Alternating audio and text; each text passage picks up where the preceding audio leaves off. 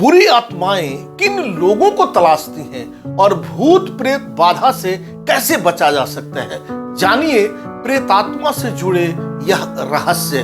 नमस्कार, मैं हूं डॉक्टर श्रीपति त्रिपाठी।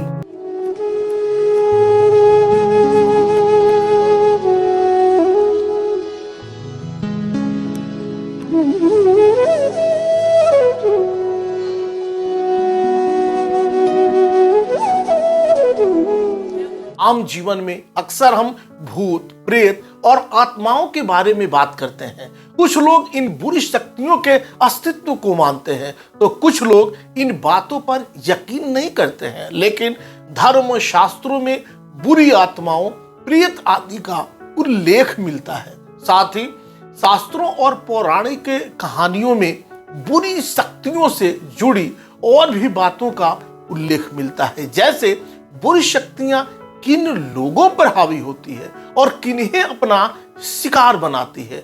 आइए जानते हैं इस वीडियो के माध्यम से आत्माओं और बुरी शक्तियों से जुड़ी खास बातें। इस वीडियो के माध्यम से बुरी आत्मा कौन होती है, एक आत्मा को बुरी आत्मा क्यों कहा जाता है और आत्माएं बुरी आत्माएं कैसे बनती हैं, इन सवालों के साथ अक्सर मन में ये सवाल भी आते हैं कि भूत प्रेत एक अलग तरह के ही अलौकिक प्राणी होते हैं जो किसी मृतक की आत्मा से बनते हैं।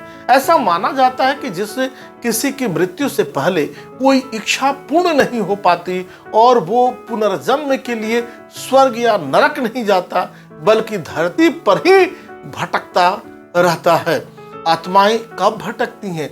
जो व्यक्ति जीवन की इच्छाओं से बंधा रहता है उसे मृत्यु के बाद भी आत्मा बनकर भटकना पड़ता है। वहीं जो मनुष्य अपने जीवन में भूख, प्यास, रोग, क्रोध, वासना इत्यादि की इच्छाओं के साथ मृत्यु को प्राप्त करता है उसे मृत्यु लोक में भूत बनकर भटकना पड़ता है। ऐसी आत्माएं अपनी अधूरी इच्छाओं की पूर्ति के लिए भटकती रहती हैं। इसके साथ ही जिन आत्माओं का श्राद्ध, कर्म, तर्पण इत्यादि नहीं किया जाता है उनकी आत्मा भी मृत्यु लोक में अपनी इच्छा पूर्ति के लिए भटकती रहती हैं।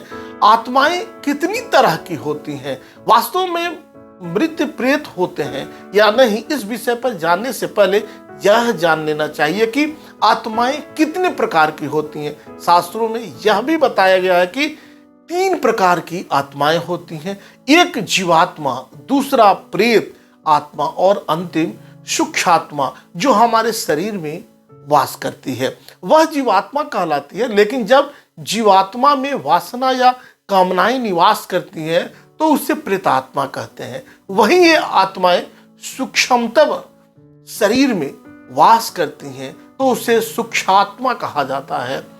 किन लोगों को तलाशती हैं आत्माएं? पौराणिक मान्यता के अनुसार आत्माएं कमजोर शरीर को तलाशती हैं और जो लोग मानसिक एवं शारीरिक रूप से कमजोर होते हैं, साथ ही जो लोग हमेशा डरे डरे रहते हैं, उन पर भूतों का साया आसानी से पड़ता है।